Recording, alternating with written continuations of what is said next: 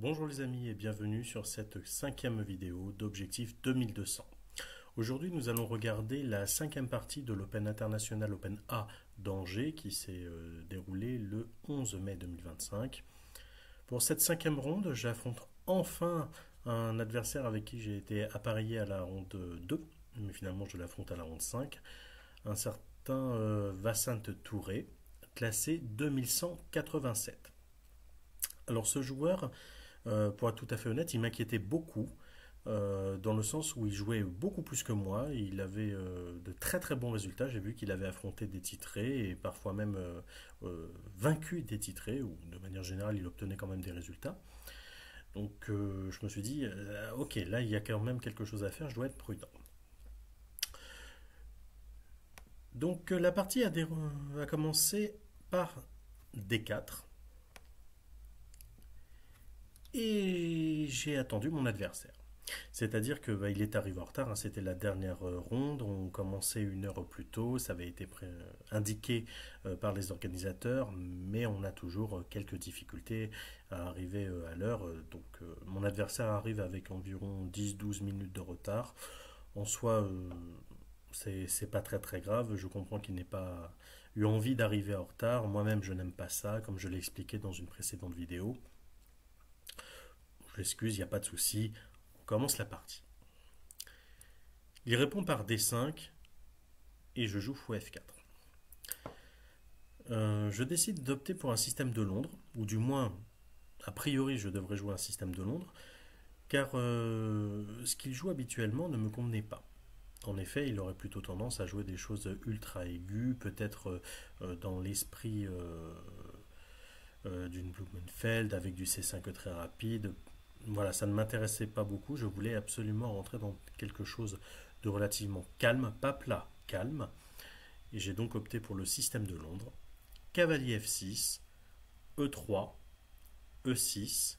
J'opte pour l'approche accélérée, c'est-à-dire que je renonce au système de Londres dit classique, ce que j'appelle aussi le système de Londres historique, avec du cavalier F3 pour bien contrôler E5. Je souhaite garder le contrôle de la diagonale ouverte D1 H5. Et pour ce faire, je joue cavalier D2. Fou D6, qui a été joué à tempo par mon adversaire. Son objectif, semble-t-il, est de favoriser les échanges de mon fou actif contre son bon fou et de lutter pour le contrôle de la case E5. En effet, dans le cadre du système de Londres, chaque joueur possède normalement un objectif primaire, un objectif à atteindre pour lui-même et un objectif secondaire qui concerne plutôt l'adversaire. Donc moi, mon objectif primaire, c'est de jouer mon coup libérateur E4 et mon objectif secondaire, c'est d'empêcher le coup libérateur de mon adversaire, à savoir E5. Mais par effet de miroir, son objectif primaire, c'est aussi E5, et son objectif secondaire, c'est d'empêcher E4. Je décide de reculer en G3. Comme ça, en cas de fou prend G3, il y aurait H prend G3 avec ouverture partielle de la colonne H. Une colonne H semi-ouverte, c'est toujours plus intéressant qu'une colonne fermée. Et je peux toujours jouer avec du fou D3, G4, G5 pour chasser le cavalier F6, récupérer le contrôle de la case H5. Bref, je peux obtenir des compensations très rapidement. Mais il n'a pas voulu prendre, au contraire, il a joué petit roc. Cavalier F3 pour contester la case de 5. Cette fois, j'accepte un éventuel cavalier H5. C5. Là, je me souviens que le plus important, c'est dans le système de Londres, au-delà du développement des pièces, c'est surtout la structure pyramidale. J'opte donc pour C3. Ainsi, en cas de prise, je peux reprendre au choix avec le cavalier et jouer avec la Capablanca, avec le pion E et jouer une Carlsbad inversée, ou avec le pion C, et dans ce cas, j'aurai un cavalier D2 un petit peu moins bien placé que le reste. Dame C7, créant une batterie, un vis-à-vis et surprotégeant le pion C5. Fou D3 et cavalier BD7. En toute honnêteté, c'est la première fois que je rencontrais ce coup en compétition. Habituellement, je rencontre du cavalier C6, qui est également une erreur, car sur cavalier C6, il y a tout simplement D prend C5, et le fou D6 étant cloué, il n'y a pas de récupération en C5, il y aurait alors du fou prend G3. La toute première fois que j'ai joué cette ligne, c'était en National 4 ou National 3 avec le club de Descartes contre un 2000 et dans le cadre d'une reprise. Et voilà, pas trop de difficultés. Donc cavalier BD7 a été joué. Dame E2, mon objectif c'est très clairement de pousser E4 dans de bonnes conditions. E5, coup libérateur. Pion prend, cavalier prend, fou prend. Et là, mon adversaire s'attendait, je me souviens de l'analyse, il avait dit qu'il pensait que j'allais tout échanger et jouer du cavalier F3 à tempo. Sauf qu'il y a cavalier F3 d'abord. En renforçant l'attaque sur le fou E5 qui est maintenant attaqué 2 fois, le ratio n'est pas en faveur des noirs. Et quand bien même il y aurait un fou G4, je peux faire fou prend E5 intermédiaire. Fou D6, dame C2, je change l'orientation de la batterie. En tablant sur le fait que mon adversaire pourrait prendre en G3, j'ouvrirai alors la colonne H pour taper 3 fois sur le pion H7 qui est donc une grosse faiblesse. G6, ok, il rend son fou de case blanche un petit peu plus mauvais, mais il crée aussi des obstacles, à la fois pour mon fou de case blanche et pour la dame. Fou prend D6, dame prend, tour D1. Initialement, je voulais jouer grand roc, mais ça ne me plaisait pas d'exposer un petit peu plus mon roi, sachant que dans le cadre d'une structure Capablanca, c'est-à-dire avec la formation B2, C3, E3, F2, l'un de mes objectifs est de jouer soit E4, soit C4 avec un minimum de soutien. Et si je décide de jouer du C4, eh bien dans ce cas, mon roi en C1 serait assez mal placé. Pour éviter cela, je décide de jouer la souplesse avec tour D1, suivi d'un éventuel petit roc. Fou G4, fou E2. Je refuse la déstructuration, mais je m'attends aussi à ce que mon adversaire joue du fou F5. Sur fou F5, j'aurais alors proposé fou D3 pour faire un échange. Ok, c'est peut-être petit bras de proposer l'annul par répétition de coups, surtout au 16e coup. Mais apparemment, ce n'était pas dans l'état d'esprit de mon adversaire. Tour à D8, sur protection du pion D5. Certes, il n'est attaqué qu'une seule fois et il y a déjà 3 protections. Mais la dame étant en avant, elle n'est pas faite pour la défense, donc il anticipe. Petit roc, B6, protégeant C5, mais l'idée... Elle est très intéressante, l'idée n'est pas tant de protéger le pion C que de permettre au fou G4 de se replier en C8 pour ensuite se redévelopper en B7 pour assurer la protection du pion D5. C'est quelque chose d'assez malin, je trouve. H3, mais là, contre toute attente, mon adversaire décide de prendre.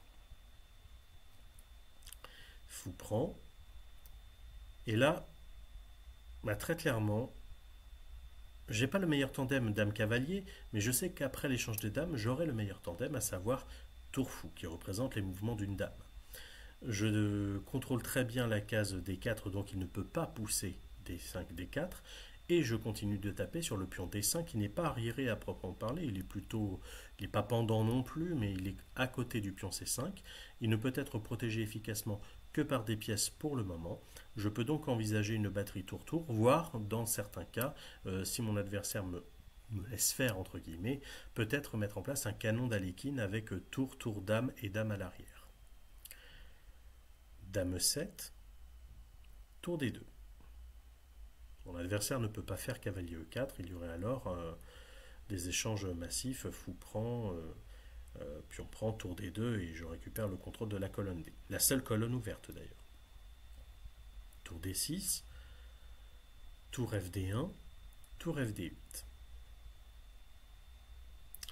Je joue dame A4 et je propose nul, en sachant pertinemment que mon adversaire allait refuser.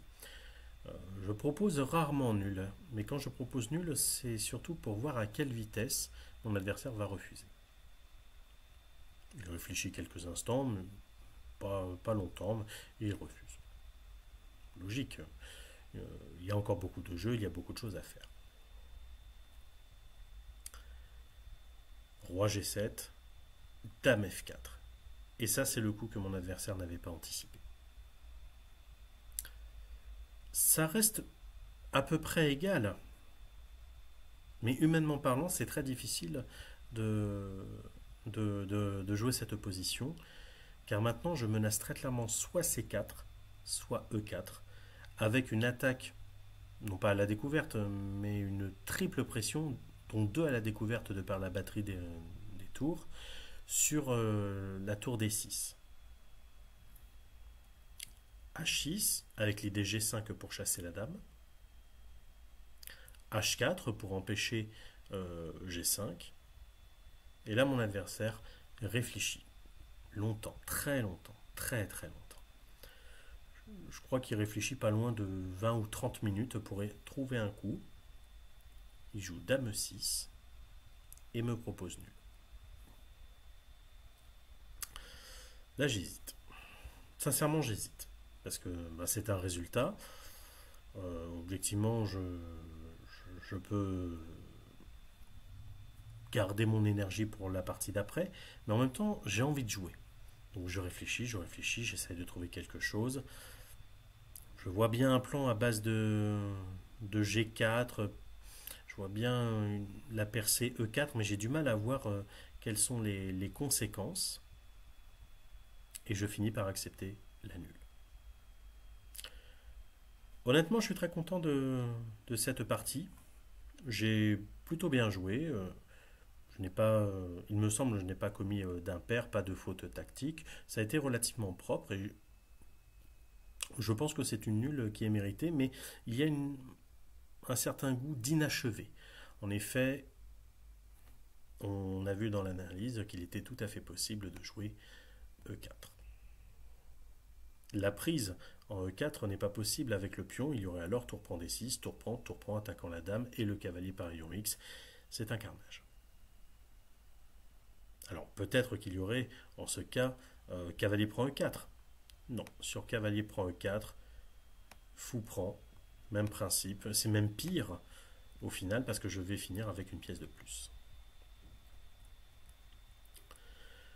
Dans ce cas, il y aurait du D4, E5, fourchette, cavalier D5, attaquant la dame à tempo, permettant peut-être à la tour de se replier, fou prend, tour prend, pion prend D4 et C4. J'aurais pu avoir un pion de plus dans une finale de pièces lourdes avec une batterie défensive sur le pion D. C'est pas clair, c'est difficile à jouer. Ça pourrait même faire l'objet d'une prochaine vidéo sur la concrétisation ou la recherche de plans dans les finales compliquées. C'est une position que je pourrais jouer, mais j'avoue que j'ai préféré jouer la sécurité. J'ai donc accepté la nulle. Voilà, ce sera tout pour aujourd'hui. Je vous remercie d'avoir visionné cette vidéo, d'avoir pris le temps de rester jusqu'au bout. N'hésitez pas à lâcher un pouce bleu ou un petit commentaire, ça fait toujours plaisir et ça aide pour le référencement. Je vous dis à bientôt pour une prochaine vidéo. Bonne journée.